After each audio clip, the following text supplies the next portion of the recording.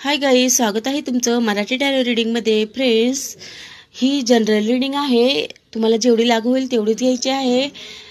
कारण पहा, ही एनर्जी सर्वांची नसते. आज आपण या रीडिंगमध्ये तुमच्या पर्सनची एनर्जी पाहणार आहोत. तर जे हे पहिलं कार्ड आलेलं आहे, तर हे 7 ऑफ वॉन्ड्स आलेलं आहे. तुमच्या पर्सनला तुमच्याबद्दल खूप वाईट वाटत आहे की आपण या व्यक्तीवर खूप प्रेम केलं, परंतु या व्यक्तीने मला अजिबात समजून घेतलं नाही आणि मी याला खूप समजवण्याचा, याच्यावर खूप प्रेम करण्याचा प्रयत्न केला, तरी या व्यक्तीला माझं प्रेम समजलं नाही. माझ्याकडूनच खूप प्रयत्न झाले या व्यक्तीला समजून घेण्याचा, परंतु समोरची व्यक्तीने मला त्या प्रमाणात साथ दिली नाही, असं या व्यक्तीचं मत झालेलं आहे तुमच्याविषयी. कारण या नात्यामध्ये सेपरेशनही आलेलं आहे आणि या व्यक्तीच्या मनावर खूप घाव झालेले आहेत. यामध्ये तुमचा काही दोषही असू शकतो, कारण तुम्ही ती व्यक्ती जर खूप चांगली असेल तर तुम्ही त्या व्यक्तीला समजून न घेतल्यामुळं तुमच्यामध्ये सेपरेशन झालेलं असावं.